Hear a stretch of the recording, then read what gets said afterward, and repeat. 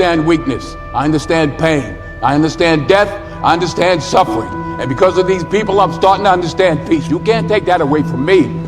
Denzel Washington is back with Equalizer Chapter 3 to equalize everything. Let's have an unspoiler view on the story and then we will go for reviewing the film.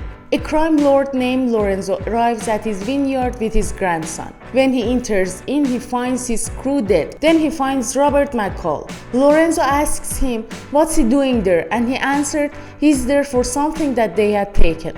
Then McCall gives them 9 seconds to stand down before he starts killing them all. Then he kills Lorenzo with a shot on his head. As McCall leaves there with a bag, he sees the child and says him to stay in the car. But the child shoots McCall's back. McCall drives far away until he loses his consciousness. Then he is found by an officer, Gio. Gio takes him to the local doctor in his town. McCall wakes up after a few days and he finds out he is in town of Altamont, which is under terrorizing of a mafia led by Vincent. Vincent and his brother and his crew cause the real fear in this city.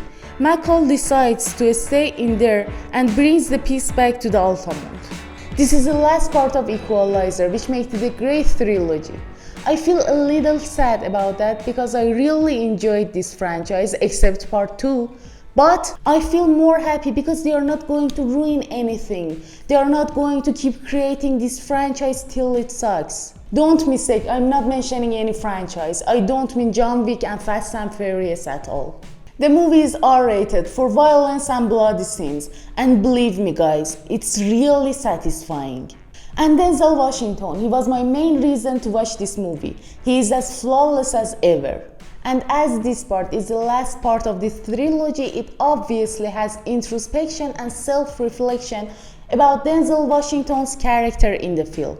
The cast and acting throughout the film ranged from good to fantastic, and it seems everyone was pretty much on point. Also, it was really lovely to see Dakota Fanning and Denzel Washington one more time together. They have a really fantastic on-screen chemistry.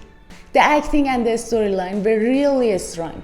Although the storyline was kinda cliche, I can't believe I'm saying this, but it's a fact, it was really cliche. Because we have heard this kind of a story so many times with Clint Eastwood or Stallone or Jackie Chan or many more. But this time is Denzel Washington, and that's enough for audiences to get hooked to the film. The cinematography and shots are really beautiful and eye-catching. It's something that really enhances the atmosphere of the film. It mostly shows the beautiful places of Italy, and it made me to put traveling to Italy in my bucket list. I said enough about the film's material. But what I haven't said is the thoughtful dialogues. There is a part in the film that local doctor asks McCall, "Are you good or bad?" It was a question that McCall couldn't answer. He said, "I don't know." He is grey, as everyone can be. He is brutal and feeling no empathy to those who are engaged to the crime, but also he feels empathy to other people and those who are kind. Or in this sequence, after he got shot by that child, he has lost his hope and he decides to put the pistol against his head and pull the trigger.